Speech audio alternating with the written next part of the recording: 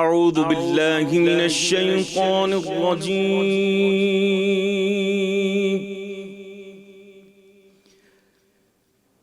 بسم الله الرحمن الرحيم.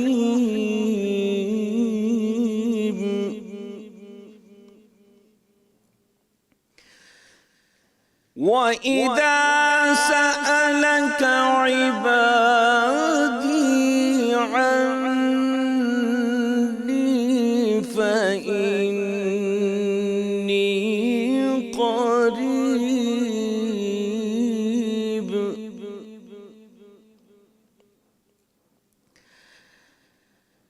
أجيب دعوة الداع إذا دعاني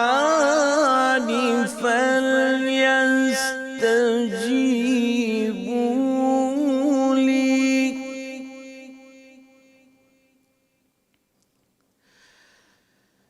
أجيب دعوة الداع إذا دعاني فليستجيبوا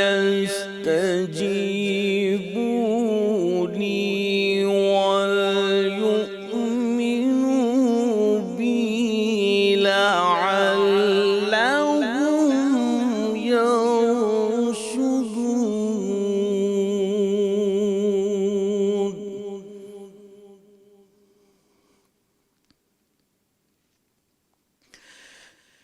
أجيب دعوة الداع إذا دعاني فليستجيبوا لي وليؤمنوا بي لعلهم يرشدون.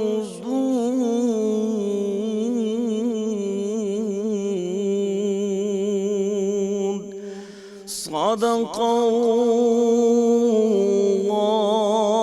اللہ العظیم.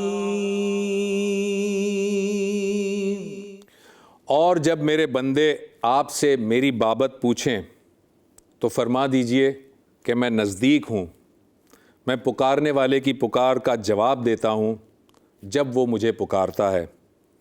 پس انہیں چاہیے کہ وہ میرا حکم مانیں اور مجھ پر ایمان رکھیں تاکہ وہ ہدایت پا جائیں.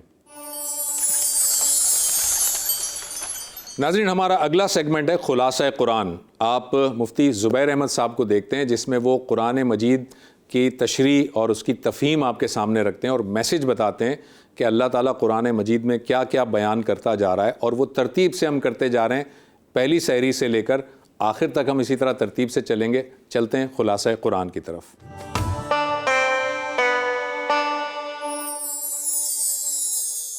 نحمدہ ونصلی علی رسولہ الکریم، اما بعد. پارہ نمبر 5 کا مختصر اور منتخب خلاصہ یہ ہے کہ اللہ رب العزت نے سورہ نساء جو 4 نمبر پارے کے آخری پاؤ سے شروع ہو چکی ہے، اس میں اللہ رب العزت نے عورتوں سے متعلق کئی حقوق اور احکام بیان فرمائے، اور چوتھے پارے کے آخر میں اللہ رب العزت نے حرام رشتوں کا تذکرہ فرمایا کہ یہ وہ رشتے ہیں جو محرم ہیں، جن سے نکاح حرام ہے، نکاح نہیں ہو سکتا. اور اس کے سلسلے میں فارمولہ یہ ہے کہ اگر کوئی نسبی رشتے والی عورت ہو، جیسے ماں ہے، بہن ہے، بیٹی ہے، ظاہر ہے کہ اس سے نکاح حرام ہے. اسی طرح اگر مصاہرت کا رشتہ ہو کہ کسی نے کسی خاتون سے نکاح اور رخصتی کا معاملہ ہو چکا تو اب اس کی والدہ یعنی ساس حرام ہے.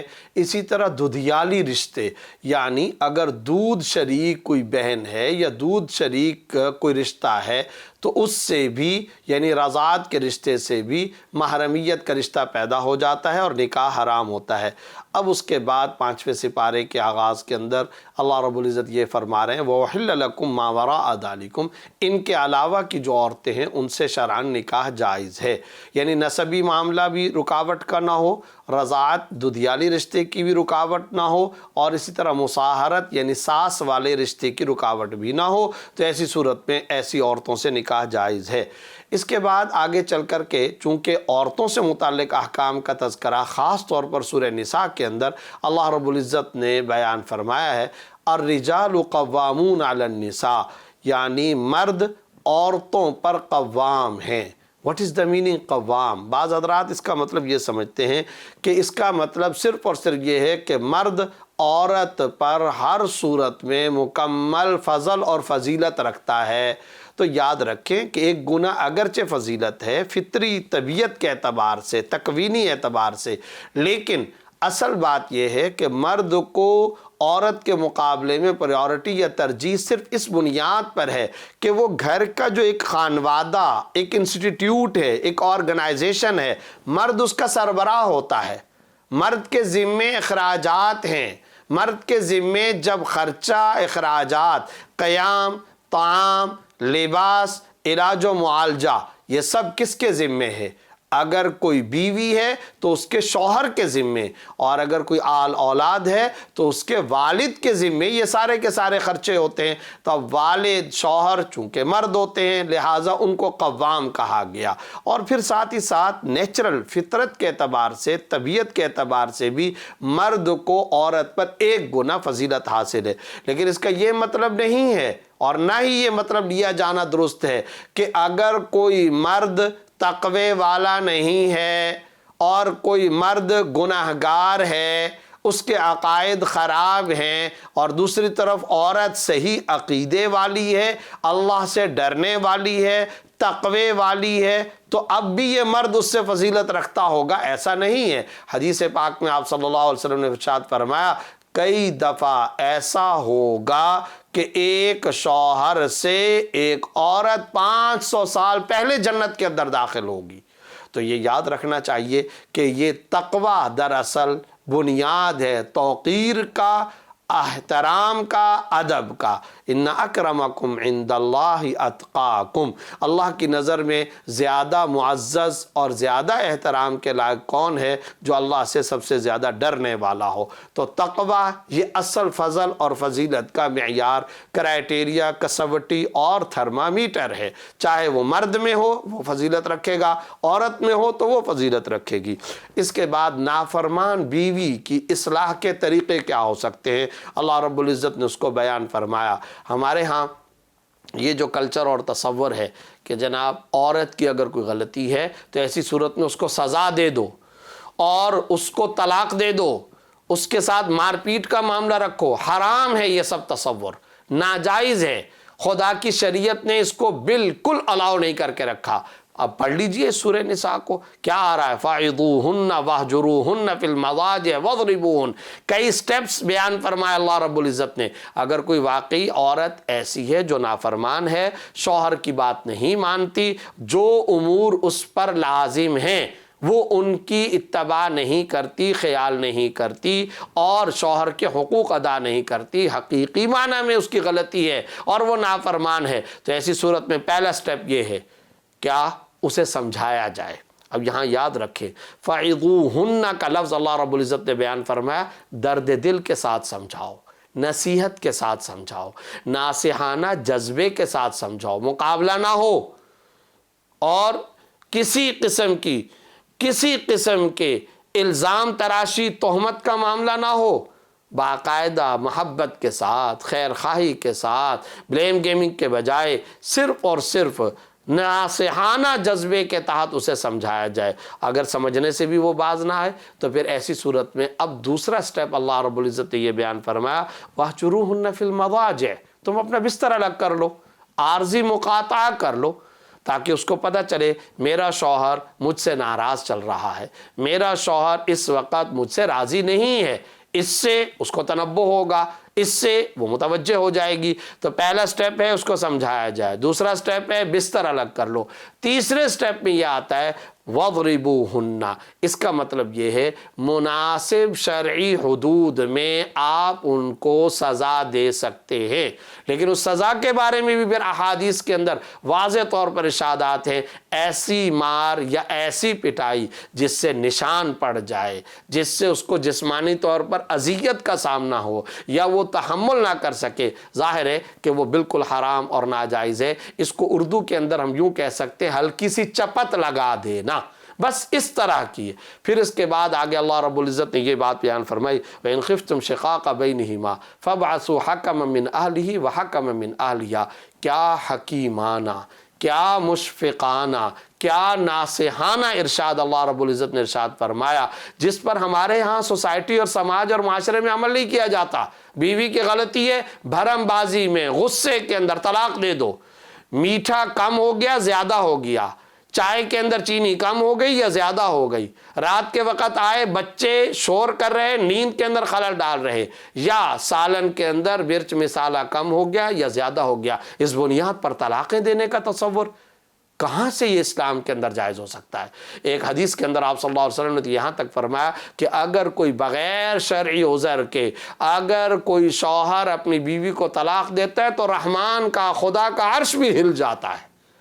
یہ پوری آرگنائزیشن کے ٹکڑے ٹکڑے کر دینے کے مترادف ہے، گویا کہ پورے خانوادے کے ٹکڑے ٹکڑے کر دینے کے مترادف ہے۔ شوہر اور بیوی کے اندر افتراق پیدا کرنا کتنا بڑا سخت ترین، سنگین ترین گناہ کبیرہ ہے، اس کو تصور میں لانا چاہیے۔ اب ذرا اندازہ لگائیے سورہ نساء کی اس آیت مبارکہ میں اللہ رب العزت کیا ارشاد فرما رہے ہیں؟ اگر نبھاؤ نہیں ہو سکتا، میاں بیوی کا مزاج نہیں مل رہا، تو پھر فَبْعَثُوا حَكَمًا مِّنْ أَهْلِهِ وَحَكَمًا مِّنْ أَهْلِهَا، طلاق وغیرہ کی طرف مت جاؤ۔ کوئی اس بیوی کے بھی تو خاندان کے لوگ ہوں گے نا، کوئی شوہر کے بھی تو خاندان کے بڑے لوگ ہوں گے، کوئی نانا ہوگا، کوئی دادا ہوگا، کوئی تایا ہوگا، کوئی چچا ہوگا، کوئی والد اور باپ ہوگا، تو ادھر لڑکی کے، بیوی کے، ماں باپ کو، والدین کو، دادا دادی، نانا کو، ان کو بلایا جائے، ادھر شوہر اور لڑکے کے والد، دادا، چچا، تایا، یہ حضرات اکٹھے بیٹھے ایک پنچایتی شکل بنائیں، جرگے کی شکل بنائیں، اور پھر کیا کہا جا رہا ہے؟ فصلح، ان کے درمیان میں اصلاح کروا لو، ان کے درمیان کے اندر صلح صفائی کا معاملہ کرو، ان کے درمیان میں نبھاؤ کی صورتیں نکالو۔ کیا مشفقانہ اللہ رب العزت نے تجویز عطا فرمائی ہے، اور کیسا خوبصورت طرز اور طریقہ اختیار فرمایا اور ہدایت فرمائی۔ ہم کیا کام کرتے ہیں ہمارے سماج اور سوسائٹی میں؟ یاد رکھیے، سب سے بڑی جنگ تبھی ہوتی ہے اور اسی وقت شروع ہوتی ہے جب کوئی آدمی دوسرے کے حقوق تلف کرتا ہے، اس کا حق ادا نہیں کرتا، اپنے فرائض پورے نہیں ادا کرتا، اپنی ذمہ داریاں ادا نہیں کرتا، تب جا کر کے یہ ساری خرابیاں ہوتی ہیں۔ اگلی آیات میں اللہ نے طہارت کے احکام بیان فرمائے، وَإِن كُنتُم مَرْضَىٰ أَوْ عَلَىٰ سَفَرٍ أَوْ جَاءَ أَحَدٌ مِّنكُم مِّنَ الْغَائِطِ أَوْ لَامَسْتُمُ النِّسَاءَ فَلَمْ تَجِدُوا مَاءً فَتَيَمَّمُوا صَعِيدًا طَيِّبًا، کہ اگر کوئی بیماری کا معاملہ یا سفر کا معاملہ ہو اور ظاہر ہے طہارت کی ضرورت، پیشاب پخانے کے بعد وضو کی ضرورت ہے، اب ایسے موقع پر اگر پانی نہیں ملتا تو پھر تم پاک مٹی سے تیمم بھی کر سکتے ہو۔ کیا خوبصورت یہ بھی شفقت خداوندی ہے کہ اگر کوئی آدمی بیماری یا سفر کے اندر پانی اس کو نہیں مل رہا یا بیماری کی وجہ سے پانی استعمال کرنا نقصان دہ تو مٹی سے تیمم بھی کر سکتا ہے۔ یہ بھی اللہ رب العزت کی شفقت کا معاملہ ہے اور خصوصی رحمت و مہربانی کا معاملہ ہے۔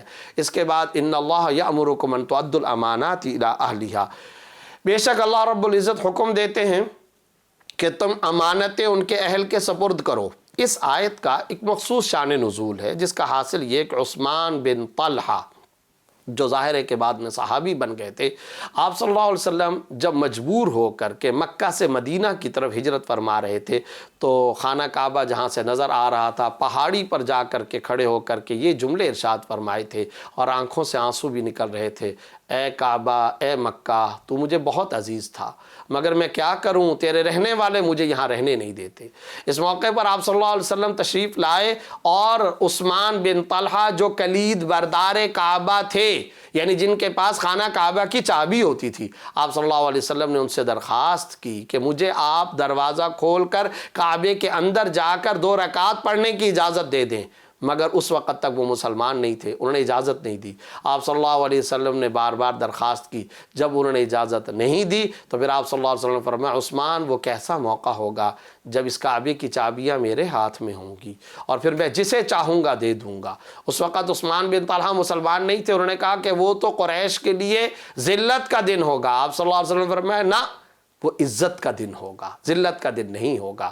پھر اللہ رب العزت نے وہ منظر دکھایا، چشم فلک نے وہ منظر دیکھا۔ فتح مکہ کے بعد آپ صلی اللہ علیہ وسلم کے ہاتھ میں کعبے کی چابیاں آئیں۔ آپ صلی اللہ علیہ وسلم نے عثمان بن طلحہ جو اب مسلمان ہو چکے ان کو آ کر کے یہ چابیاں حوالے کر دیں کہ اب میری طرف سے بھی کعبے کی چابیاں تمہیں ہی سپرد کی جاتی ہیں، ہمیشہ تمہارے پاس یہ چابیاں رہیں گی اور تا قیام قیامت تمہارے خاندان ہی کے اندر خانہ کعبہ کی یہ چابیاں رہیں گی۔ اسی کو بیان کرتے ہوئے ان اللہ یأمرکم ان تؤدوا الامانات الی اہلہا، امانتیں ان کے اہل کے سپرد کرو۔ لیکن یہ آیت اس کا حکم عام ہے، ہر ایک کے لیے یہ حکم ہے، امانت کو کبھی خیانت کا شکار نہیں کرنا چاہیے، امانت والوں کے سپرد کرنا چاہیے۔ اگلی آیات میں اللہ رب العزت نے یا ایھا الذین آمنوا اطیعوا اللہ واطیعوا الرسول واولی الامر منکم الآیہ کا تذکرہ فرما کر یہ ہدایت ہمیشہ کے لیے عطا فرما دی، اے ایمان والو اللہ کی اطاعت کرو، رسول کی اطاعت کرو، واولی الامر منکم اور جو تم میں سے حکام ہیں ان حکام کی مقتدرہ کی تم اطاعت کرو۔ یہاں ایک بات یاد رکھنی چاہیے کہ اصل بات تو یہ کہ اللہ کی اطاعت لازم ہے، لیکن سوال یہ پیدا ہوتا ہے کہ اللہ براہ راست ہم سے مکالمہ یا گفتگو تو نہیں فرمائیں گے، تو اللہ کے حکم کا ہمیں پتہ کیسے چلے گا؟ واسطہ رسول ہیں، ان پر جبرائیل کے ذریعے وحی آتی ہے یا القاء ہوتا ہے، وہ بھی وحی کی ایک قسم ہے۔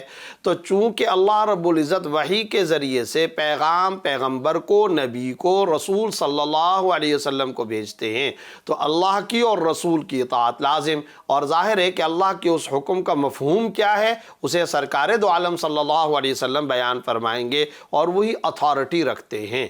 اس کے بعد اللہ رب العزت نے یہ ارشاد فرما دیا وَأُولِي الْأَمْرِ مِنْكُمْ، اس سے مراد کیا ہے؟ اولو الامر سے مراد کیا ہے؟ بعض حضرات فرماتے ہیں اس سے مراد فقہا، حق والے مفتیان کرام، اجتہاد کر کے قیاس کے ذریعے سے جو احکام وہ بیان کریں، اور ساتھ ہی ساتھ ایک بہت بڑا طبقہ علماء اس بات کا قائل ہے، مفسرین کرام اس بات کے قائل ہیں کہ اولو الامر سے مراد ہے حکام، حکمران، حکمرانوں کی اطاعت بھی لازم ہے، ان کی اطاعت بھی کرو۔ اب یہاں ایک اہم نقطے کی طرف ہم سب کو متوجہ ہونا چاہیے۔ ہم لوگوں کا، ہماری سوسائٹی اور سماج کا ایک عمومی مزاج بن چکا ہے، وہ کیا؟ ہر صورت میں حکمرانوں کو گالیاں دینا، حکام کو برا بھلا کہنا۔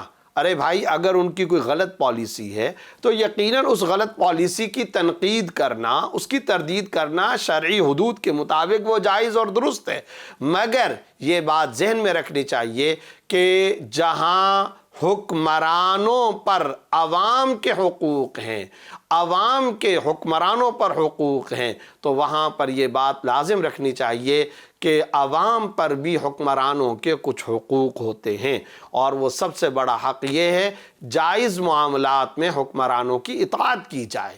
جو عوامی مفاد کے احکام ہوں، جائز معاملات ہوں، مصلحت عامہ کے مطابق جو احکام ہوں، جیسے ٹریفک کے قوانین ہوتے ہیں، سگنل کے قوانین ہوتے ہیں، اور بے شمار احکام ہوتے ہیں، سلطنت، مملکت، ریاست اور حکومت کو چلانے کے لیے، ملک کو چلانے کے لیے ان تمام جائز احکام کے اندر حکمرانوں کی اطاعت لازم ہے، اور اگر حکمرانوں کی اطاعت نہ کی جائے تو یہ شرعی اعتبار سے بھی گناہ ہے۔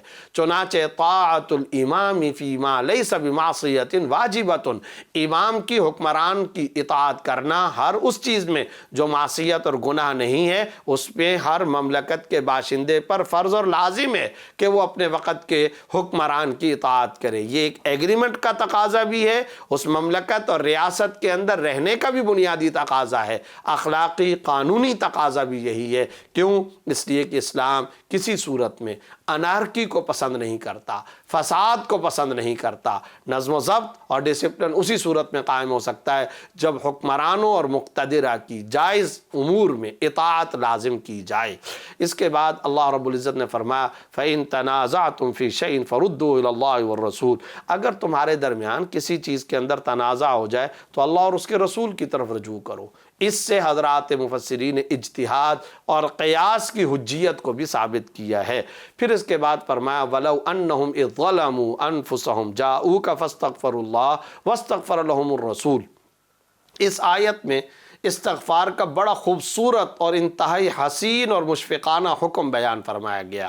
وہ کیا کہ اگر یہ لوگ اپنے نفسوں پر ظلم کر چکے، یعنی گناہوں کا کوئی ارتکاب کر لیا، اور پھر وہ آتے ہیں نادم اور شرمسار ہو کر اے محمد صلی اللہ علیہ وسلم آپ کے پاس، پھر وہ اللہ سے معافی طلب کریں اور آپ بھی اگر ان کے لیے معافی طلب کر لیں لَوَجَدُ اللَّهَ تَوَّابًا رَحِيمًا، تو ایسی صورت میں استغفار کے نتیجے میں، اللہ کے سامنے گڑ گڑانے کے نتیجے میں، معافی مانگنے کے نتیجے میں وہ لازمی طور پر اللہ کو تواب اور رحیم پائیں گے، اللہ ان کی توبہ کو قبول کر لے گا۔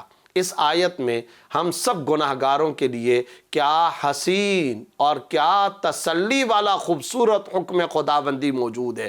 اگر گناہ ہو گیا استغفار کریں، اللہ سے معافی مانگیں، گڑ گڑائیں، توبہ کریں، اور یاد رکھیں استغفار کا اس آیت کے اندر بھی حکم ہے، قرآن کریم میں کئی مقامات پر استغفار کا یعنی اللہ سے معافی مانگنے کا بار بار تذکرہ اور حکم اور ہدایت موجود ہے۔ سورہ نوح کے اندر تو پھر استغفار کے فوائد بھی اللہ رب العزت نے بیان فرمائے، استغفروا ربکم انہ کان غفارا، اپنے رب سے استغفار معافی طلب کرو، بے شک اب اس کے فوائد بیان ہو رہے ہیں۔ پہلا فائدہ یہ اللہ رب العزت گناہوں کو معاف فرمائیں گے، استغفروا ربکم انہ کان غفارا یرسل السماء علیکم مدرارا، باران رحمت نازل فرمائیں گے، بارشیں آئیں گی، استغفار کے نتیجے میں اللہ کی رحمت نازل ہوگی، وَيُمْدِدْكُمْ بِأَمْوَالٍ وَبَنِينَ وَيَجْعَلْ لَكُمْ أَنْهَارًا، اللہ مال عطا کرے گا، اللہ بیٹے عطا کرے گا۔ اندازہ لگائیے استغفار کے کتنے سارے فوائد ہیں۔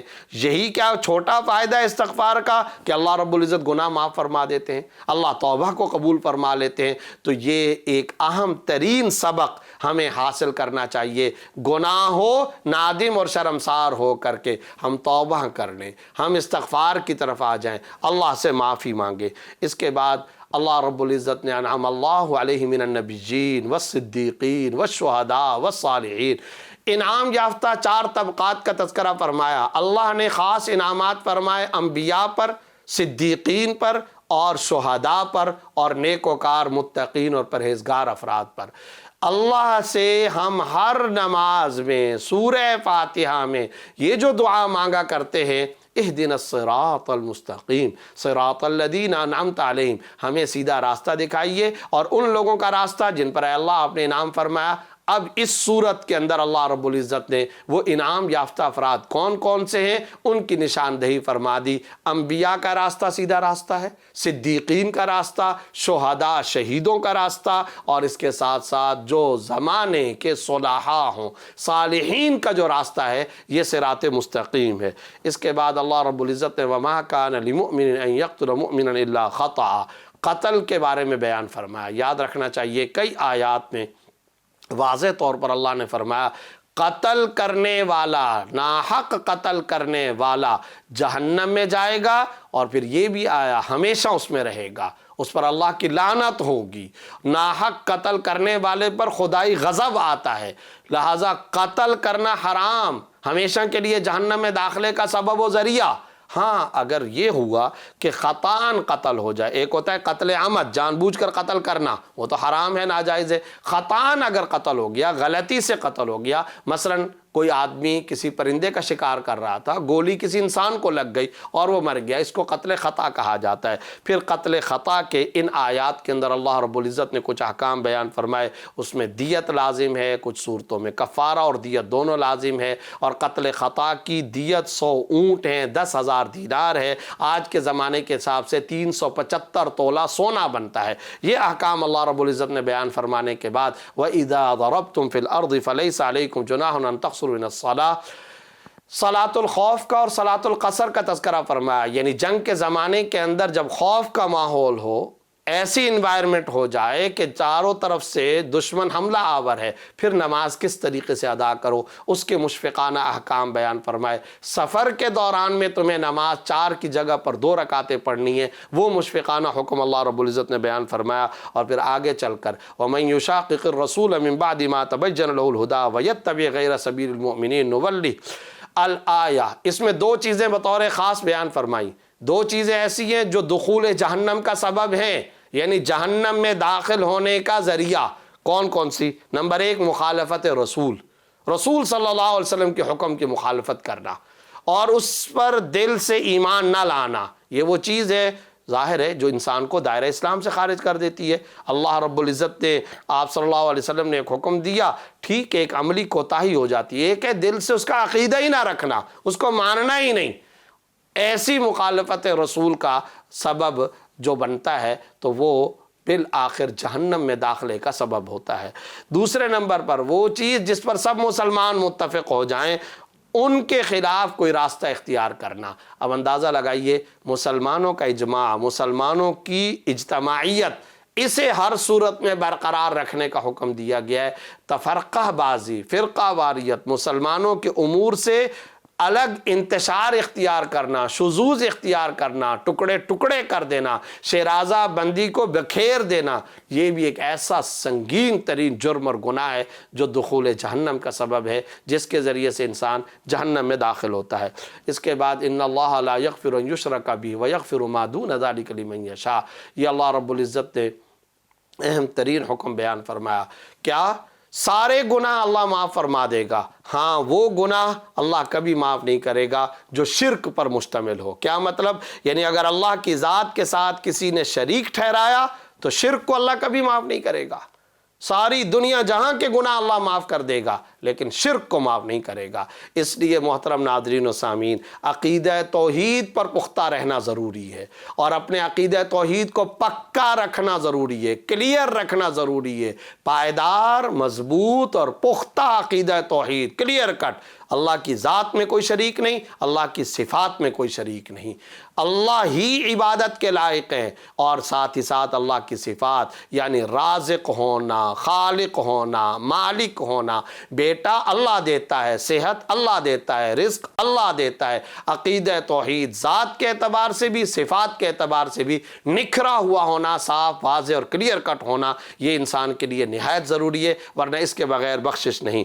اس کے بعد آخر میں اللہ نے منافقین کی ذہنی کیفیت کو بیان کرتے ہوئے فرمایا مذبذبین بین ذالک لا الہ الا ولا الہ الا، ان منافقین کا حال دیکھو، نہ یہ ادھر کو ہوتے نہ ادھر، جہاں ان کو فائدہ پہنچ جائے، اگر دین میں کوئی فائدہ نظر آ رہا ہے تو یہ دین کا لبادہ اوڑھ لیتے ہیں، دنیا میں کوئی فائدہ نظر آئے تو پھر یہ دنیا کی طرف چلے جاتے ہیں، یعنی ایمان پر منافقت کرتے ہیں۔ اور پھر اگلی آیت بڑی عجیب اور خطرناک وعید پر مشتمل ہے۔ ہم سمجھتے ہیں عام طور پر شاید قاتل یا مشرک جہنم کے سب سے نچلے گڑھے میں جائے گا، یہاں اللہ رب العزت ارشاد فرما رہے ہیں جہنم کے سب سے نچلے گڑھے کے اندر اگر کوئی طبقہ ہوگا تو وہ منافقوں کا طبقہ ہوگا۔ وہ منافق جو ظاہر میں ایمان پیش کریں، اندر ان کے کفر بھرا ہوا ہو، اور اوپر سے مسلمانی ظاہر کریں، اسلام و ایمان ظاہر کریں، جبکہ اندر سے وہ کافر ہوں، تو فرمایا یہ طبقہ جہنم کے سب سے نچلے گڑھے کے اندر ہوگا۔ اس پارے کی جو آخری آیت ہے وہ بڑی عجیب تسلی پر مشتمل، ما یفعل اللہ بعذابکم ان شکرتم وآمنتم، اللہ کیا کرے گا تمہیں عذاب دے کر اگر تم شکر گزار بنو اور تم اللہ پر ایمان لاؤ۔ یعنی اگر تمہارا عقیدہ صحیح ہو اور اللہ کی شکر گزاری کرو تو کبھی اللہ رب العزت تمہیں عذاب میں مبتلا نہیں فرمائے گا۔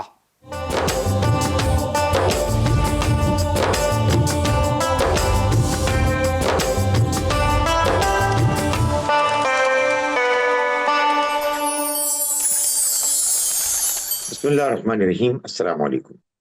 صحیح مسلم کی ایک حدیث کا ایک حصہ ہے جس میں نبی اکرم صلی اللہ علیہ وسلم نے یہ ارشاد فرمایا، القرآن حجت لک او علیک، قرآن یا تو تمہارے حق میں حجت گواہی بنے گا یا تمہارے خلاف گواہی دے گا۔ قرآن مجید اللہ کی کتاب ہے، اس میں اللہ نے اپنی ہدایت اور رہنمائی تمام انسانوں کے لیے واضح فرمائی ہے۔ اس کو پڑھنے کے نتیجے میں انسان کو یہ معلوم ہوتا ہے کہ اللہ ہم سے اس دنیا میں کیا چاہتا ہے، ہم کیا مانیں، ہم کس چیز کا انکار کریں، ہم کیا عمل کریں اور کس عمل سے رکیں۔ اللہ کی کتاب میں روشنی ہے، اللہ کی کتاب میں ہدایت ہے، لیکن اللہ کی کتاب کی موجودگی کے بعد انسان کے لیے اب اس کے سوا کوئی چارہ نہیں ہے کہ وہ اللہ کی کتاب کو وہ حیثیت اور اہمیت دے جس کی وہ مستحق ہے۔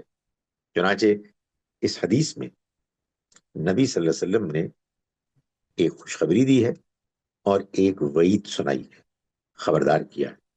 خوشخبری ان لوگوں کے لیے کہ جو قرآن کو وہ حیثیت دیں گے کہ جس کا وہ مستحق ہے، جس حیثیت کے لیے اللہ تعالیٰ نے قرآن مجید کو نازل کیا ہے، یعنی اس کو پڑھا جائے، اس کو سمجھا جائے، اس پر غور کیا جائے، اس کی روشنی میں زندگی کے معاملات کو طے کیا جائے اور اس کو دوسروں تک پہنچایا جائے۔ لیکن جو لوگ قرآن مجید کو نظر انداز کریں گے، اس کو اہمیت نہیں دیں گے، اس کو اپنے درمیان موجود پانے کے باوجود اس کے لیے وقت نہیں نکالیں گے اور اس کے مقابلے میں دوسری چیزوں کو اہمیت دیں گے، دوسرے اغراض و مقاصد کو، دوسرے ٹارگٹس کو وہ زیادہ اہم سمجھیں گے، تو یہی قرآن ہے کہ جو پھر تمہارے خلاف گواہی دے گا۔ قرآن مجید نے گواہی دینی ہے، یا ہمارے حق میں دینی ہے یا ہمارے خلاف دینی ہے۔ اللہ تعالیٰ ہمیں اس بات کی توفیق دے کہ ہم قرآن مجید کے ساتھ وہ رویہ اختیار کریں کہ جس کے نتیجے میں اللہ کی کتاب قیامت کے روز ہمارے حق میں گواہی دے، ہمارے خلاف گواہی نہ دے۔ السلام علیکم ورحمۃ اللہ وبرکاتہ۔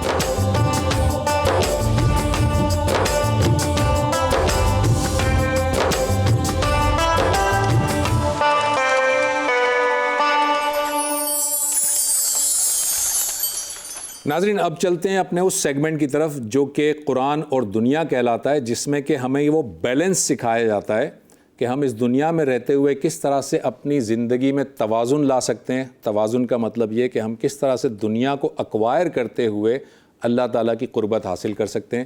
تو چلتے ہیں قرآن اور دنیا کی طرف۔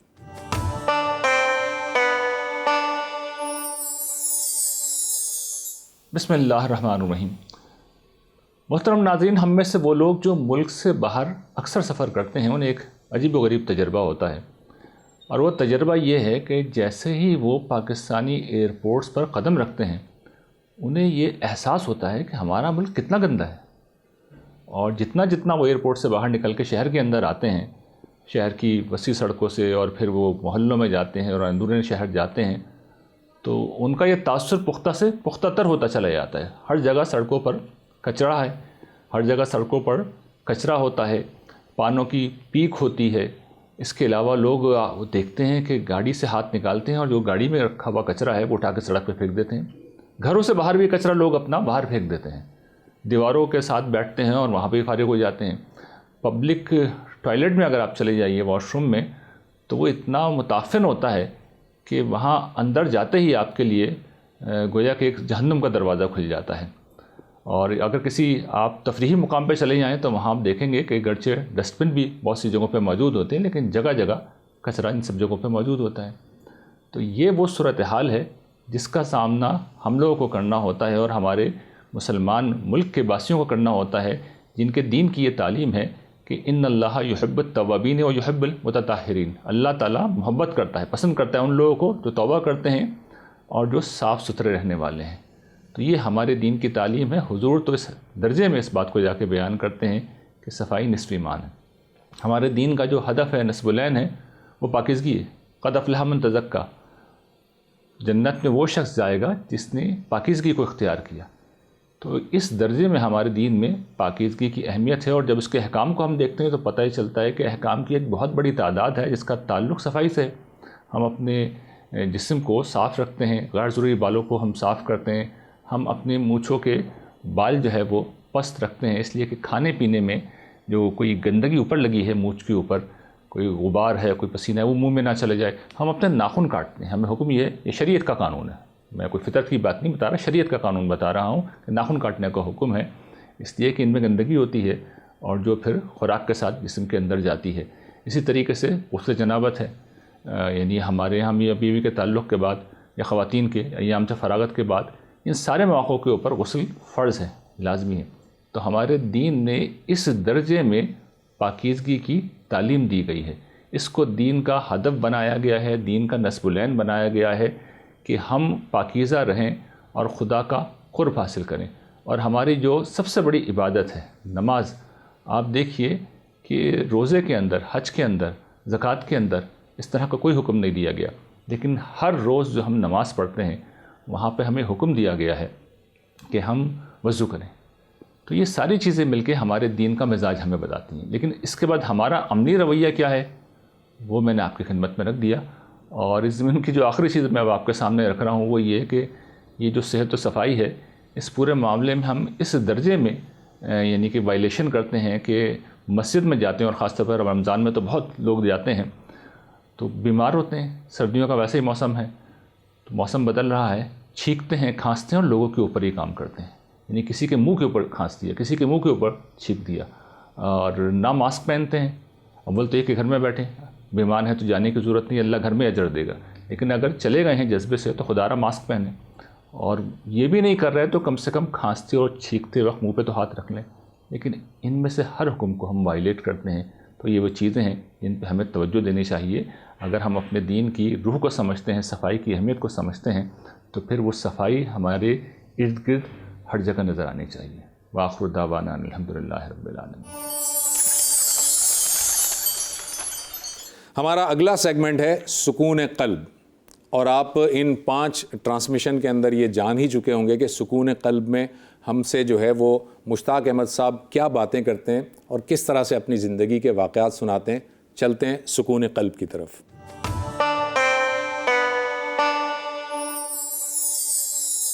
بسم اللہ الرحمن الرحیم، نحمدہ و نصلی علی رسولہ الکریم، اما بعد، اعوذ باللہ من الشیطان الرجیم، بسم اللہ الرحمن الرحیم۔ ہمارے ایک صحابی تھے، اللہ کے نبی صلی اللہ علیہ وسلم کے ایک صحابی تھے، وہ ہر وقت روزے رکھا کرتے تھے، بہت روزے رکھا کرتے تھے۔ ایک دفعہ آئے تو کھانے کو کچھ نہیں تھا، حضور اکرم صلی اللہ علیہ وسلم نے فرمایا کہ کون ہے جو اس کو کھانا کھلائے گا؟ تو وہ ایک صحابی دوسرے صحابی کے گھر کے چلے گئے۔ جب ان دوسرے صحابی کے گھر میں گئے تو اس صحابی نے پوچھا کہ اللہ کے نبی کا مہمان آ گیا ہمارے گھر میں، اللہ کے نبی نے بھیجا ہے، تو روزہ بھی ہے اس کا، کچھ ہے کھانے کو؟ تو اس صحابی کی وائف نے بولا کہ اتنا ہے کہ تمہارا اور میرا تھوڑا تھوڑا کھائیں گے تو پیٹ ہلکا سا بھر جائے گا، اور ہمارا بچہ بھی ہے، اس نے بھی نہیں کھایا ابھی تک۔ تو اس صحابی نے کہا اللہ کے نبی کا مہمان، اوپر سے اللہ کا بندہ، ایسے کرو بچے کو بھوکا سلا دو، اور جو ہم جب کھانے بیٹھیں رات کے وقت، شام کا وقت ہوگا، چراغ کو جلانے کے بہانے بجھا دینا اور اس کو بجھا کے کھانا شروع کرنا۔ تم بھی منہ چلاتی رہنا، میں بھی منہ چلاتا رہوں گا، اور جتنا بھی کھانا ہوگا وہ ہمارے اس صحابی کے پاس چلے جائے گا، وہ کھا لے گا، اس کا پیٹ بھر جائے گا۔ اللہ کے مہمان، اللہ کے نبی کا مہمان، اس کا پیٹ بھر جائے گا۔ انہوں نے ایسے ہی کیا۔ جب ایسا کیا، خود منہ چلاتے رہے، خود بھوکا سو گئے رات کو، بچے کو بھی بھوکا سلا دیا۔ جب صبح حضور کی مجلس میں وہ صحابی گئے، جب وہ صحابی حضور کی مجلس میں داخل ہوئے تو نبی اکرم صلی اللہ علیہ وسلم نے فرمایا اللہ کو رات والا تمہارا اور تمہاری بیوی کا عمل بہت پسند آئے۔ یقین مانیے، جب ٹیبل، جب کھانے، جب دسترخوان وسیع ہو جاتے ہیں نا، تو اللہ اس گھر میں بیماریاں بھی ختم کر دیتے ہیں، تکلیفیں بھی ختم کر دیتے ہیں۔ مجھے یاد آ گیا، ہم جب چھوٹے ہوتے تھے، ہماری ایک محلے میں خالہ ہوتی تھی، وہ ہر روز نا کھانا بناتی تھی، اتنا دیج کا بناتی تھی، پیسے نہیں تھے بیچاری کے پاس، اتنا بڑا دیج کا بناتی تھی جس میں آلو ڈالتی تھی چاولوں میں، اور کبھی کبھی چنے ڈال دیتی تھی، اور دروازے کے اوپر بیٹھ کے کھانا پکا کے بیٹھ جاتی تھی، اور محلے میں ایک آواز لگاتی تھی، آؤ جی آؤ کھاؤ جی کھاؤ، آؤ جی آؤ کھاؤ جی کھاؤ۔ پورا محلہ، اور جب ہم کھیلا کرتے تھے، چھوٹے ہوتے تھے، اسکول سے آتے تھے، کھیلتے تھے، اور وہ وہاں جا کے اس خالہ سے جا کے کھانا کھا لیتے تھے۔ میں نے اپنی آنکھوں سے دیکھا ہے اس خالہ کے بیٹوں کو اللہ نے اتنا بڑا بزنس مین اور تاجر بنا دیا کہ اس خالہ نے اپنے دروازے کھلے رکھے، کیونکہ میرے پیارے بھائی اور میری بہنوں، آج ہمارے گھر بڑے ہو گئے، ہمارے دل چھوٹے ہو گئے۔ پہلے گھر چھوٹے ہوتے تھے، دسترخوان بڑے ہوتے تھے، اس لیے ایک ہانڈی سارا محلہ کھا جاتا تھا، ایک دیج کا سارا محلہ کھا جاتا تھا۔ آج 5 ہانڈیاں ہمارے گھر میں پڑی ہوتی ہیں، اور دوسری ایپ کے اوپر جا کے آرڈرز کر رہے ہیں بچے۔ کیوں؟ اس لیے کہ دل چھوٹے ہو گئے۔ آؤ ان دلوں کو بدلتے ہیں، اس رمضان المبارک کے مہینے میں اللہ کے راستے میں لوگوں کو کھانا کھلاتے ہیں۔ اللہ کے نبی نے فرمایا کہ تم اپنی زندگی میں برکت اور خیر ڈالتے ہو، اپنے رشتہ داروں کے ساتھ اچھا سلوک کرو، ان کو کھانے کھلاؤ، ماڑے رشتہ داروں کو، ان کو مت بھولا کرو، اپنے نیبرز کو مت بھولا کرو۔ جب یہ ہم زندگی کا حصہ بنا لیں گے اپنی، اللہ کی رحمتیں ہمارے گھروں میں، ہماری زندگی میں اتر آئیں گی، کیونکہ یہ بڑی چھوٹی سی زندگی ہے اور بڑی تیزی سے گزر رہی ہے۔ کہتے ہیں نا، انگریزی کا ایک فریز ہے، time is money. Us time کی قدر کریں اور اللہ اور اللہ کے رسول کی رسی کو مضبوطی سے تھام کے اللہ کی مخلوق سے محبت کریں گے، انشاءاللہ اللہ ہماری دنیا بنائے گا، آخرت بھی بنائے گا۔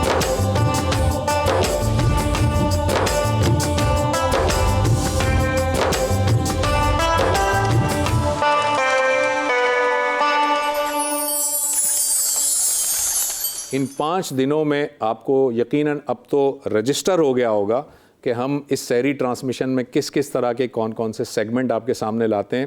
کل ہم نے حضرت ہود علیہ السلام پر گفتگو کی تھی، آج ہم قصص الانبیاء کے سیگمنٹ میں حضرت صالح علیہ السلام کی سیرت بیان کریں گے۔ چلتے ہیں قصص الانبیاء کی طرف۔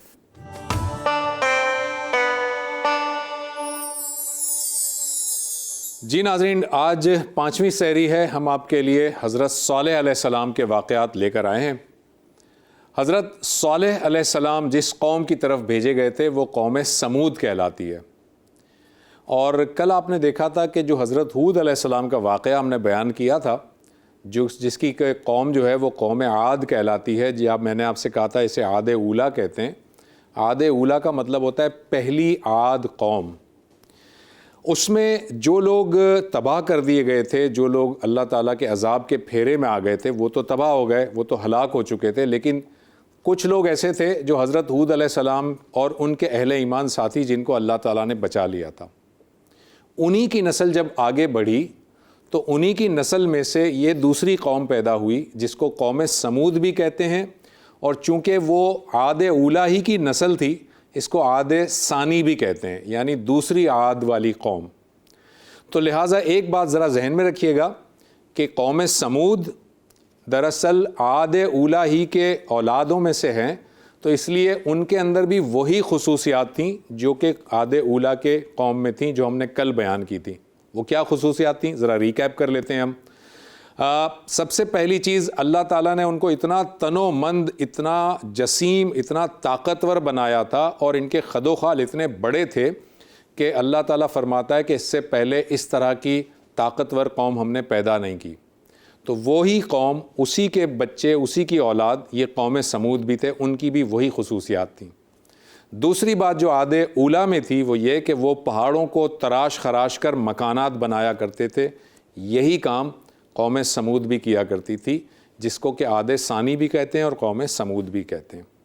اور بالکل اسی طرح سے یہ غلہ بانی کیا کرتے تھے، جو ہم نے کل ڈسکس کیا تھا۔ عاد اولا کے لوگ، عاد ثانی والے جو لوگ ہیں جن کو ہم قوم سمود کہتے ہیں، یہ بھی غلہ بانی کیا کرتے تھے۔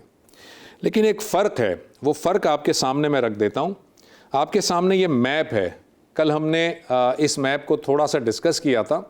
آپ اس میپ کو ذرا غور سے دیکھیں۔ اس میپ میں جو جنوبی علاقہ ہے، جو عمان اور یمن کے درمیان میں ہے، جس کو حضر موت کہتے ہیں، یہاں پر میں نے کہا تھا کہ یہاں پر عاد اولا یا حضرت ہود علیہ السلام والی قوم رہتی تھی۔ لیکن جب اللہ کا عذاب آیا تو یہ پورا کا پورا علاقہ ڈیزرٹ بن گیا، ریت ہی ریت ہو گئی اور سبزہ ختم ہو گیا۔ اب یہ جو ہے یہ رہنے کے قابل جگہ رہی نہیں، تو جو لوگ بچ گئے تھے وہ یہاں سے مائیگریٹ ہو کر شمال کی جانب گئے۔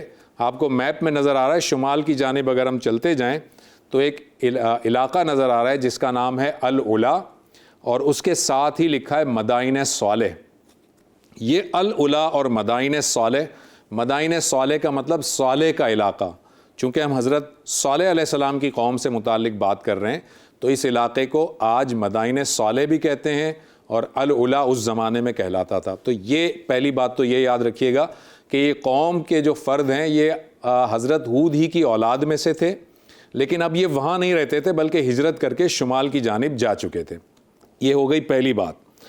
دوسری بات یہ کہ اسی میپ کو اگر آپ دیکھیں تو اسی میپ کو ہم دوبارہ آپ کے سامنے ڈسپلے کرتے ہیں۔ یہ جو مدائن صالح ہے اس سے تھوڑا سا اور اوپر جائیے تو یہاں پر لکھا ہوا ہے پیٹرا۔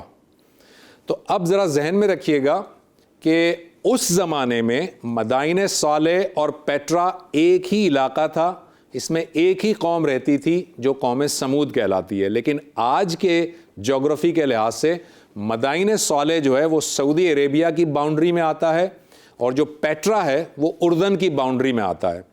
تو یہ پیٹرا اور مدائن صالح دو الگ الگ ملکوں میں ہیں، لیکن اس زمانے میں یہ پورا کا پورا ایک ہی علاقہ تھا جس میں قوم سمود رہتی تھی، اور قوم سمود کے کچھ لوگ مدائن صالح یا العلا میں رہتے تھے، کچھ لوگ پیٹرا میں رہتے تھے، اور ماہرین کا خیال یہ ہے کہ جو پیٹرا تھا وہ قوم سمود کا دارالخلافہ تھا، یعنی ان کا کیپٹل تھا۔ ایک چیز اور آپ کو بتاتے چلیں کہ یہ لوگ بھی غلہ بانی کرتے تھے، تو ان کے پاس بارشوں کے پانی کو جمع کرنے کے بڑے بڑے ریزروائرز بھی تھے، بہت بڑے بڑے ریزروائر بناتے تھے، بڑے بڑے کنویں بناتے تھے، اور ان کے کئی کنویں وہاں پر آج بھی موجود ہیں، وہ لوگ دیکھ سکتے ہیں جا کر۔ یہ جو قوم صالح ہے یا جس کو ہم قوم سمود کہتے ہیں، ان کے دو بڑے جرائم تھے، اور یہ بڑے جرائم اللہ تعالیٰ نے قرآن مجید میں بیان کیے ہیں۔ کیا جرائم تھے؟ پہلا جرم یہ تھا کہ یہ اپنے آباء و اجداد کی طرح بتوں کی پوجا کیا کرتے تھے، اور جو دوسرا بڑا جرم تھا ان کا وہ یہ تھا کہ یہ آخرت کا انکار کرتے تھے اور آخرت کے منکر تھے۔ یہ ہمیشہ کہتے تھے کہ یہی دنیا ہے جو سب کچھ اسی کے اندر ہے، اور یہیں پر عیش و عشرت ہے، اور اس دنیا کے جو مزے لوٹنے مزے لوٹ لو، اس کے بعد مرنے کے بعد تمہارا کوئی حساب کتاب نہیں ہوگا بلکہ تم فنا ہو جاؤ گے۔ حضرت صالح علیہ السلام ان کو توجہ دلاتے تھے کہ ہرگز ایسا نہیں ہوگا۔ پہلی بات یہ کہ اللہ تعالیٰ شرک کو کبھی معاف نہیں کرے گا، اور بت پرستی سے تم باز آ جاؤ۔ اور دوسری بات حضرت صالح علیہ السلام یہ فرماتے تھے کہ دیکھو ایک دن قیامت کا مقرر ہے، اس میں تم اللہ کے حضور میں پیش ہوگے اور تمہیں جواب دہی کرنی پڑے گی۔ لیکن وہ اس بات کا انکار بھی کرتے تھے، اور ساتھ ہی ساتھ پچھلی قوموں کی طرح اپنے نبی کو وہ بھی یہی طعنے دیتے تھے کہ آپ تو ایک عام انسان ہیں، ہماری طرح کے انسان ہیں، کھاتے پیتے ہیں، بازاروں میں گھومتے ہیں، اور آپ کے اوپر نعوذ باللہ کسی نے آسیب کر دیا ہے، کسی نے جادو کر دیا ہے، تو آپ اس طرح کی باتیں کر رہے ہیں، اور ہم اپنے پرانے آباء و اجداد کے معبودوں کو یعنی ان بتوں کو کبھی ہرگز نہیں چھوڑیں گے۔ جب حضرت صالح علیہ السلام انہیں بار بار تنبیہ کرتے رہے اور یہ بتاتے رہے، وارن کرتے رہے کہ اللہ تعالیٰ کا عذاب آئے گا، جیسے کہ ہود کی قوم پر آیا، جیسے کہ نوح کی قوم پر آیا، تو پھر وہاں پر ان لوگوں نے حضرت صالح علیہ السلام سے یہ مطالبہ کیا کہ اگر آپ واقعی اللہ کے سچے پیغمبر ہیں تو ہمیں کوئی معجزہ دکھائیے، جب آپ ہمیں معجزہ دکھائیں گے تو ہم آپ پر ایمان لے آئیں گے۔ حضرت صالح علیہ السلام نے ان سے فرمایا کہ دیکھو تم اللہ کے معجزے کو طلب نہ کرو، کیونکہ جب اللہ کا معجزہ آ جائے گا اور اگر اس کے بعد بھی تم ایمان نہ لائے تو پھر اللہ کا عذاب بھی اس کے ساتھ آ جائے گا، لہٰذا اللہ کے معجزے کا جو ہے وہ اس طرح سے اصرار نہ کرو۔ لیکن وہ قوم مصر رہی، اور اس قوم نے کہا کہ نہیں، اگر آپ اللہ کے سچے پیغمبر ہیں تو ہمیں کوئی معجزہ دکھائیے۔ چنانچہ حضرت صالح علیہ السلام نے اپنی قوم سے یہ کہا کہ اچھا تم بتاؤ تم کیا معجزہ دیکھنا چاہتے ہو۔ اب ناظرین بڑی انٹرسٹنگ بات ہے، وہ قوم کس طرح کی تھی، کیا سوچ رکھتی تھی، کیسا ذہن تھا، اس سے اندازہ کیجئے۔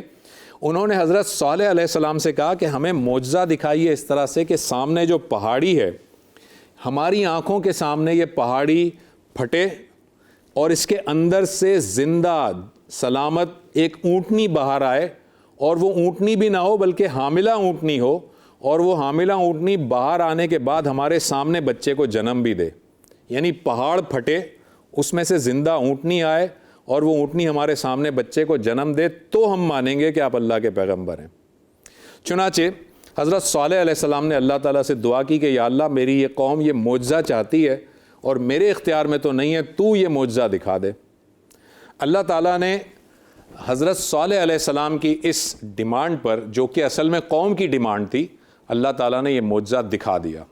قوم کے لوگوں کو ایک دفعہ اکٹھا کیا گیا, ایک میدان میں وہ اکٹھا ہوئے, اور اللہ تعالیٰ کے حکم سے پہاڑ جو ہے وہ پھٹا, اور اس کے اندر سے ایک زندہ سلامت اونٹنی باہر آئی, اور اس نے بچے کو جنم دیا. اب جو وہاں کے لوگ تھے وہ ظاہر ہکا بکا رہ گئے, سٹ پٹا گئے, مگر پھر بھی چند لوگ ہی اس معجزے پر ایمان لائے, اور باقی لوگ جو ہے وہ پھر انکار ہی کرتے رہے, اور یہ کہتے رہے کہ یہ تو دراصل کوئی جادو ہے یا فلانی چیز ہے, یا کوئی بھی بہانہ کرتے رہے, لیکن ایمان نہیں لائے. اب حضرت صالح علیہ السلام نے ان سے کہا کہ دیکھو, اب چونکہ تم جو ہے تمہارے مطالبے پر یہ اونٹنی جو ہے وہ باہر آئی ہے, اب یہ اللہ کی اونٹنی ہے. اللہ تعالیٰ نے قرآن مجید میں اسے اللہ کی اونٹنی قرار دیا ہے, ناقۃ اللہ کا ہے, اللہ کی اونٹنی. تو حضرت صالح علیہ السلام نے کہا کہ یہ اللہ کی اونٹنی ہے, اور اب اللہ تعالیٰ نے یہ مقرر کر دیا ہے کہ اس کی باری ہوگی پانی پینے کی, لہٰذا ہفتے میں ایک دن یہ پانی پیے گی اور تمہارے کوئی مویشی پانی نہیں پئیں گے وہاں سے. ہفتے میں ایک دن یہ کھیتوں میں جا کر چارہ چرے گی اور تمہارے کوئی مویشی وہاں نہیں جائیں گے, کیونکہ اللہ نے اس کے لیے باری مقرر کر دی ہے. اور خبردار, اگر اس کی باری میں کوئی بھی بیچ میں آیا تو تم جو ہے وہ عذاب کے پھیرے میں آ جاؤ گے. اب ہوا یہ ناظرین کہ یہ جو اونٹنی تھی نا, بہت قوی الجثہ تھی, بہت بڑی اونٹنی تھی, اور جب یہ پانی پیتی تھی تو سارا پانی پی جایا کرتی تھی. اور جو دوسرے مویشی تھے, جو دوسرے اونٹ اور اونٹنیاں تھیں, وہ اس کے مقابلے میں بہت چھوٹے لگتے تھے, ان کے لیے پانی نہیں بچتا تھا, ان کا چارہ کم پڑ جاتا تھا. اور چونکہ یہ اونٹنی بہت بڑی تھی تو یہ اونٹنی جب کھیتوں میں جاتی تھی تو ان کے جو دیگر مویشی ہوتے تھے, دیگر اونٹ وغیرہ ہوتے تھے, وہ اس سے ڈر کر بھاگ جایا کرتے تھے. لہٰذا قوم بڑی پریشان ہوئی کہ ہم نے یہ کون سا مطالبہ کر دیا, اور اس مطالبے کی وجہ سے یہ اونٹنی ہمارے سر پر آ گئی ہے, اور جس کی وجہ سے ہمارے مویشی بھی ڈرتے ہیں اور ان کے لیے چارہ اور پانی بھی کم پڑ جاتا ہے. تو ان لوگوں نے, جس میں کہ قوم کے 9 سردار تھے, یہ 9 سردار جو ہے انتہائی بد کردار لوگ تھے, ان 9 سرداروں نے مل کر یہ فیصلہ کیا کہ ہم سب مل کر اس اونٹنی کو قتل کر دیتے ہیں, مار دیتے ہیں. حضرت صالح علیہ السلام نے کہا کہ تم باز رہنا, اگر اس اونٹنی کو نقصان پہنچایا تو اللہ کا عذاب آ جائے گا. لیکن وہ 9 سردار جو تھے, جو انتہائی بد کردار لوگ تھے, انہوں نے طے کیا اور ایک موقع پر آ کر انہوں نے اونٹنی کو قتل کر دیا. یہ آپ کو ایک تصویر دکھا رہے ہیں, عمان کا ایک میوزیم ہے جس میں یہ چٹان آپ کو نظر آ رہی ہے, جس پہ اس اونٹنی کے بلڈ یعنی خون کے نشان موجود ہیں. اس اونٹنی کا پاؤں کا نشان بھی موجود ہے, اور اس کے اوپر جمع ہوا خون بھی موجود ہے, اور یہ عمان میں یہ چٹان رکھی ہوئی ہے. آپ کو ایک دوسری پکچر دکھاتے ہیں, اس کو تھوڑا سا زوم کرتے ہیں, تو یہ اس اونٹنی کے پاؤں کے نشان ہیں. یعنی جب اونٹنی کو قتل کیا گیا تھا تو اس کا خون اس چٹان پر گرا تھا. جب یہ اونٹنی قتل کر دی گئی تو اللہ کا عذاب نہیں آیا, اور قوم کے یہ جو 9 شرارتی لوگ تھے, شریر لوگ تھے, یہ اور زیادہ مذاق اڑانے لگے. حضرت صالح علیہ السلام نے کہا کہ اب بھی اگر تم چاہتے ہو کہ اس اونٹنی کے قتل کے باوجود تمہارے اوپر عذاب نہ آئے, تو اس اونٹنی کے اس بچے کو تلاش کرو جو کہ قتل کے وقت بھاگ گیا تھا. جب انہوں نے اونٹنی کو قتل کیا تو وہ بچہ کہیں پہاڑیوں میں جا کر بھاگ گیا, چھپ گیا تھا.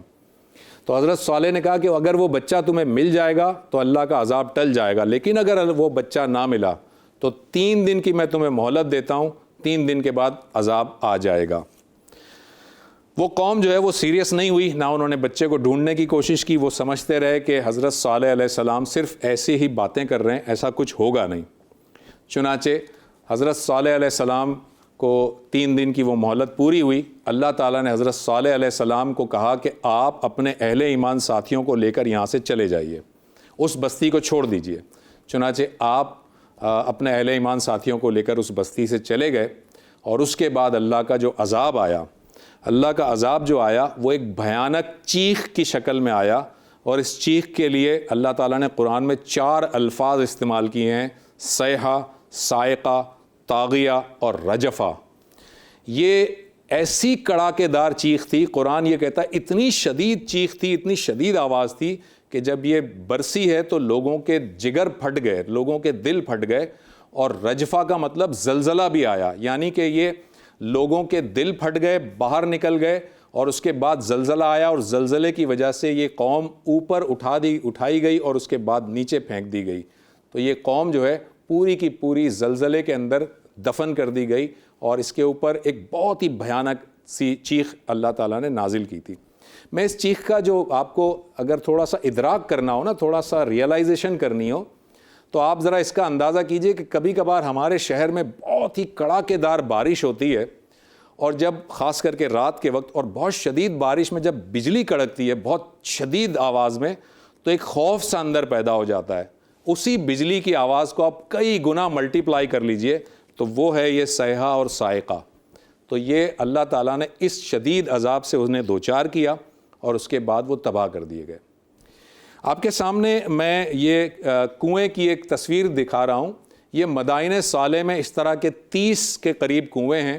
میں نے آپ سے کہا تھا کہ وہ پانی کے ریزروائر بنایا کرتے تھے، مگر اب یہ کھنڈرات بنے ہوئے ہیں، یہاں پہ کوئی ایسی چیز نہیں ہے۔ مدائن صالح کے کچھ اور کھنڈرات آپ کو دکھاتے ہیں۔ یہ تصویر آپ دیکھ رہے ہیں، یہ تصویر جو ہے یہ قصر کہلاتی ہے۔ ایک اور تصویر دیکھیے، یہ قصر کہلاتی ہے۔ یہ قصر اصل میں پہاڑوں میں تراشے گئے مکانات ہیں۔ قصر کا ویسے مطلب ہوتا ہے محل، لیکن اس کے اندر مقبرے ہوا کرتے تھے، اور جو قوم صالح کے جو ایلیٹ کلاس ہوتی تھی ان کی قبریں اس طرح سے بنائی جاتی تھیں۔ آج یہ قبریں بھی اصل میں ویران پڑی ہوئی ہیں اور کھنڈراتیں اور عذاب کا نمونہ پیش کرتی ہیں۔ آپ کو ایک اور تصویر دکھاتے ہیں۔ یہ تصویر بھی قوم صالح کی ہے، اسے دیوان کہا جاتا ہے۔ اس کے اندر ایک ہال نما ایک چیز ہوتی ہے، کمرہ ہوتا ہے۔ ایک اور اس میں پکچر دیکھیے، یہ دیوان کے قریب سے آپ کو پکچر دکھائی گئی ہے جو لیونگ روم کہلاتا ہے۔ یہاں پر قوم صالح کے جو لوگ ہیں وہ آپس میں میٹنگ کیا کرتے تھے، گپ شپ کیا کرتے تھے، اور سوشل گیدرنگ ہوا کرتی تھی، مگر یہ سب کچھ اللہ تعالیٰ نے تباہ کر دیا۔ مدائن صالح کی ایک اور معروف چٹان آپ کو دکھاتے ہیں۔ یہ چٹان آپ دیکھیے، یہ نہ تو کوئی قصر ہے، نہ کوئی محل ہے، نہ کوئی دیوان ہے، نہ کوئی لیونگ روم ہے، یہ ایک قدرتی چٹان ہے، اور اس کو دیکھ کر ہی آپ کو ہاتھی آپ کے ذہن میں آتا ہے، اسی لیے اسے ایلیفینٹ راک کہتے ہیں۔ یہ ایلیفینٹ راک کا دوسرا ویو بھی دیکھیں، یہ ایلیفینٹ راک ہے اور یہ 50 میٹر اونچی ہے یہ چٹان، اور یہ ایک بہت ہی امپورٹنٹ چٹان ہے، اور اس کو یونائٹڈ نیشن نے عالمی ورثہ قرار دیا ہے۔ اس کے علاوہ آپ کو پیٹرا دکھاتے ہیں۔ یہ پیٹرا دیکھیے جس کا میں نے کہا تھا کہ قوم سمود کا کیپٹل تھا۔ یہ پیٹرا کی عمارت دیکھیں آپ، اور ان لوگوں کی دیکھیں آپ صلاحیت اللہ تعالیٰ نے انہیں کتنی دی تھی، کتنا خوبصورت یہ عمارت چٹانوں کے اندر بنائی گئی ہے، لیکن یہ سب کچھ ختم ہو گیا، تباہ ہو گیا، اور یہ پیٹرا دراصل ان کا کیپٹل ہوا کرتا تھا۔ ایک چھوٹا سا واقعہ آپ کے سامنے رکھتا ہوں۔ جب نبی صلی اللہ علیہ وسلم کے دور میں نبی صلی اللہ علیہ وسلم اور صحابہ کا وہاں سے گزر ہوا، اس مقام سے جو مدائن صالح جو کہ کھنڈرات بن چکا تھا، تو آپ تھوڑی دیر کے لیے وہاں آپ نے پڑاؤ کیا، تو صحابہ کرام نے کنویں میں سے پانی نکالا، آٹا گوندا کھانے کے لیے۔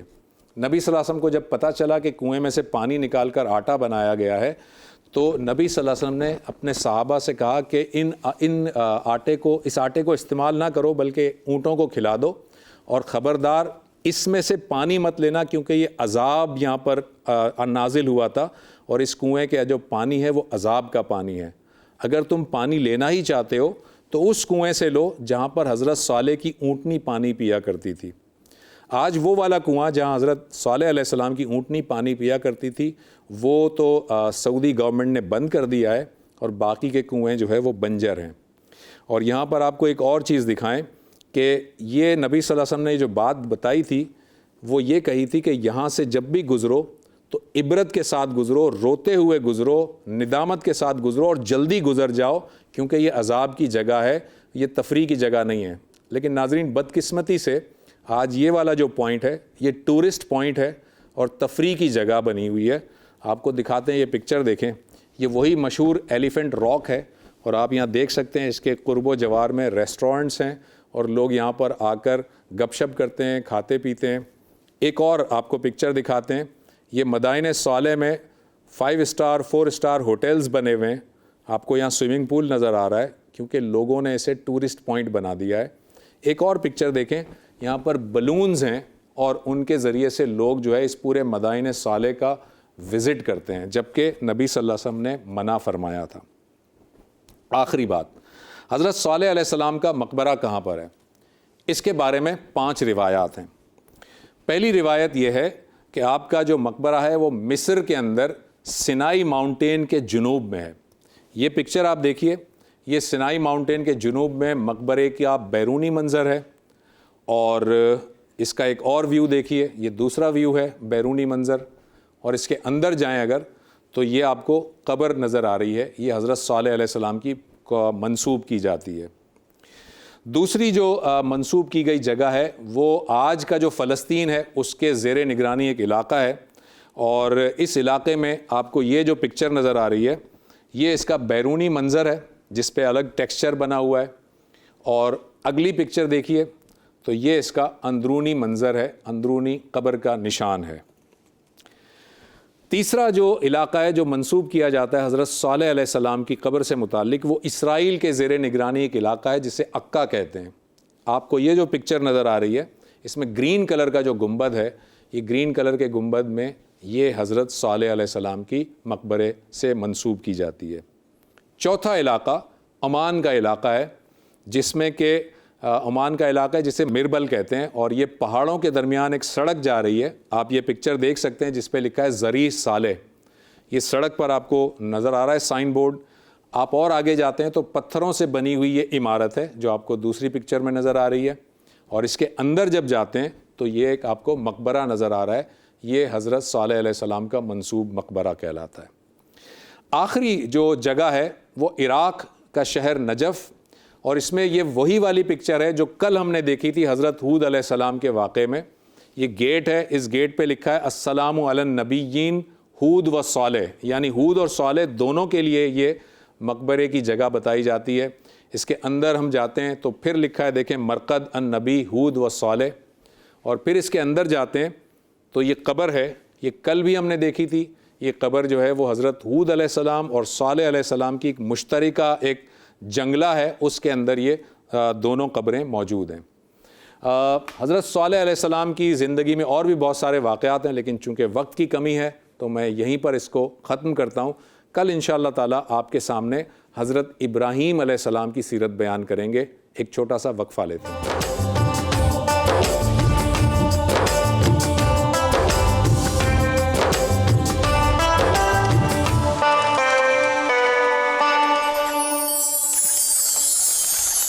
ناظرین، آپ جانتے ہیں کہ اللہ تعالیٰ نے انسان کو پیدا تو کیا ہے، انسان فنا ہونے کے لیے پیدا نہیں کیا گیا۔ یہ الگ بات ہے کہ دنیا کی ایک عارضی زندگی ہے جس کے بعد انسان مر جائے گا اور پھر دوبارہ اٹھایا جائے گا، لیکن اللہ تعالیٰ نے انسان کو یہ وعدہ کیا ہے کہ وہ ہمیشہ ہمیشہ کی زندگی اسے ملے گی اس دنیا میں جا کر۔ اگر وہ جنت میں جائے گا تو ہمیشہ ہمیشہ کے لیے رہے گا۔ تو ہمیں اللہ تعالیٰ نے حیات جاویدانی دی ہے، بشرطے کہ ہم اللہ تعالیٰ کی اس آزمائش میں پورے اتریں۔ ہم یعنی کہ انسان کو اللہ تعالیٰ نے جس طرح سے پیدا کیا ہے، جس محبت سے پیدا کیا ہے اور اپنا خلیفہ بنا کر بھیجا تھا، اللہ تعالیٰ نہیں چاہتا کہ یہ انسان فنا ہو جائے، اسے ہمیشہ کی زندگی اللہ تعالیٰ عطا کرے گا۔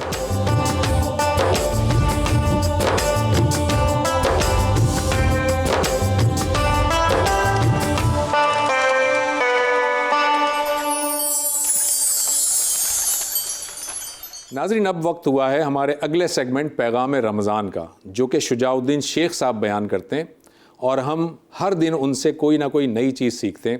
آج دیکھتے ہیں کہ شجاع صاحب کیا بیان کرتے ہیں۔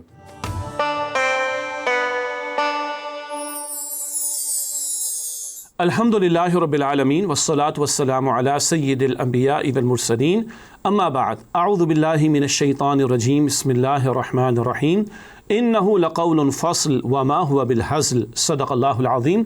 اللہم صلی وسلم علی نبینا محمد، رب اشرح لی صدری ویسر لی امری واحلل عقدۃ من لسانی یفقہوا قولی واجعل لی وزیرا من اہلی، آمین یا رب العالمین۔ السلام علیکم ورحمۃ اللہ وبرکاتہ۔ قرآن حکیم میں آخری پارے میں سورہ طارق ہے۔ اللہ تعالیٰ نے سورہ طارق کی آیت نمبر 13 اور 14 میں ارشاد فرمایا، انہ لقول فصل وما هو بالحزل، بے شک یہ قرآن فیصلہ کن کلام ہے اور کوئی بیکار شے نہیں ہے۔ ہمارے اردو کے محاورے میں کہیں گے ہمارے لیے کیا ہے یہ زندگی موت کا مسئلہ، انگلش میں کہتے ہیں نا it's a matter of life and death. Allah فرما رہا ہے سورہ طارق کی آیت نمبر 13 میں انہ لقول فصل، بے شک Quran it's a matter of life and death for you, یہ ایک فیصلہ کن کلام ہے، ڈیسائسو ورڈ ہے۔ رسول اللہ صلی اللہ علیہ وسلم نے فرمایا، مسلم شریف کی روایت ہے، اللہ اس قرآن کریم کی بدولت قوموں کو عروج عطا فرمائے گا اور اس کو ترک کر دینے کی وجہ سے قوموں کو ذلیل اور رسوا کر دے گا۔ اقبال نے کہا تھا وہ زمانے میں معزز سے مسلمان ہو کر اور تم خوار ہوئے تارک قرآن ہو کر۔ آج اس امت کی ذلت کی بہت بڑی وجہ قرآن حکیم کو فراموش کر دیا جانا ہے۔ چلیں یہ تو دنیا ہے، گزر جائے گی، بہرحال اصل تو آخرت ہے۔ وہاں بھی قرآن ڈیسائسو ورڈ ہوگا۔ مسلم شریف کی ایک اور روایت میں رسول اکرم صلی اللہ علیہ وآلہ وسلم نے فرمایا القرآن حجت لک او علیک، یہ قرآن تمہارے حق میں سفارش کرے گا یا تمہارے خلاف شکایت لے کر کھڑا ہو جائے گا۔ ذرا توجہ سے سنیں، قرآن شکایت لے کر کھڑا ہو جائے تو کیا حشر ہوگا بندے کا؟ اللہ کرے کہ قرآن ہمارے حق میں سفارش کرنے والا، شفاعت کرنے والا ہو جائے۔ تو انہ لقول فصل، سورہ طارق کی آیت نمبر 13، بے شک یہ قرآن ایک فیصلہ کن کلام ہے، ڈیسائسو ورڈ ہے، حتمی بات ہے، دو ٹوک بات ہے، زندگی موت کا معاملہ ہے۔ اس امت کا عروج و زوال قرآن پاک کے ساتھ وابستہ، اور اس امت کے ایک ایک فرد کے بارے میں آخرت کا معاملہ کیا ہے، یا تو تمہارے حق میں سفارش کرے گا یا تمہارے خلاف شکایت کرے گا۔ ہم کیا کر رہے ہیں قرآن پاک کے ساتھ؟ ہم کیا کر رہے ہیں قرآن پاک کے ساتھ؟ اپنے حق میں سفارش کرنے والا بنا رہے ہیں یا معاذ اللہ شکایت کرنے والا؟ کیا ایسا کریں کہ یہ ہمارے حق میں سفارش کرنے والا ہو جائے؟ تو ہمارے استاد ڈاکٹر اسرار احمد صاحب رحمۃ اللہ علیہ، ان کا ایک بہت ہی پیارا کتابچہ ہے مسلمانوں پر قرآن مجید کے حقوق، کبھی پڑھیے گا۔ بہرحال اس میں 5 حقوق انہوں نے قرآن پاک کے بیان کیے۔ آئیے مختصر میں آپ کے سامنے رکھ دیتا ہوں۔ نمبر 1 ایمان، نمبر 2 تلاوت، نمبر 3 سمجھنا، نمبر 4 عمل کرنا، اور نمبر 5 اس کے پیغام کو پہنچانا۔ دوبارہ ریپیٹ کر لیتے ہیں، ایمان، تلاوت، فہم، انڈرسٹینڈنگ، عمل، تبلیغ۔ قرآن پاک کا حق ہے اس پر ایمان زبان سے بڑھ کر دل سے بھی رکھا جائے۔ دل میں قدر و قیمت جس چیز کی ہوتی ہے نا، عمل ثبوت پیش کرتا ہے۔ 16 گھنٹے کی پروفیشنل اسٹڈیز ہم سب نے کی ہیں، اکثر نے، ہمیں پتہ ہے نا ایک پروفیشن میں پرسو کرتے ہوئے اس کے اندر ایکسل کرنے کی اہمیت دل میں ہو تو 16-18 گھنٹے بندہ آرام سے اسٹڈیز کرتا ہے، راتیں کالی کرتا ہے پڑھائی کے اندر۔ اللہ اکبر، دل سے قرآن پر ایمان ہوگا تو حقوق ادا ہوں گے۔ اگلا حق ہے نمبر 2 تلاوت۔ تلاوت آداب کے ساتھ، تجوید کے آداب کے ساتھ، دیگر آداب کے ساتھ اور مستقل بنیادوں پر۔ نمبر 3 قرآن پاک کا حق ہے اس کو سمجھنا۔ جارج برنارڈ شاہ نے کہا تھا when I read the Holy Quran there is no better book than the Holy Quran in the world۔ آگے کہتا ہے when I see the Muslims there is no worse nation than the Muslims in the world۔ Bernard Shaw کہتے ہیں جب میں مسلمانوں کو میں جب قرآن کو دیکھتا ہوں اس سے بہترین کوئی کتاب نہیں، اور جب مسلمانوں کو دیکھتا ہوں اس سے بدترین کوئی قوم نہیں۔ بغیر سمجھے پڑھے جا رہے ہیں، بغیر سمجھے تلاوت کا ثواب ملتا ہے، ہم قائل ہیں۔ اور بھائی ہدایت کی کتاب ہے، اللہ پوچھے گا نہیں؟ دنیا کا ہر ٹیکسٹ، ہر میسج، ہر نیوز سمجھ کر پڑھتے دیکھتے ہیں، قرآن پاک کو بغیر سمجھے۔ تو تیسرا حق ہے اس کو سمجھنے کا اہتمام کرنا، ترجمے تشریح سے آغاز کریں، قرآن پاک کی زبان بھی سیکھیں اور آگے بڑھیں گے انشاءاللہ۔ نمبر 4 قرآن پاک کا حق ہے اس پر عمل کرنا۔ یہ گائیڈ لائنس اللہ نے دی ہیں۔ دنیا میں ہر چیز، کوئی اکوپمنٹ لے کر آتے ہیں، کوئی مشینری لے کر آتے ہیں، گائیڈ لائنس ہوتی ہے، فالو کرتے ہیں نا۔ تو بھئی دنیا کی موسٹ کمپلیکیٹڈ مشین تو انسان ہے، سبحان اللہ۔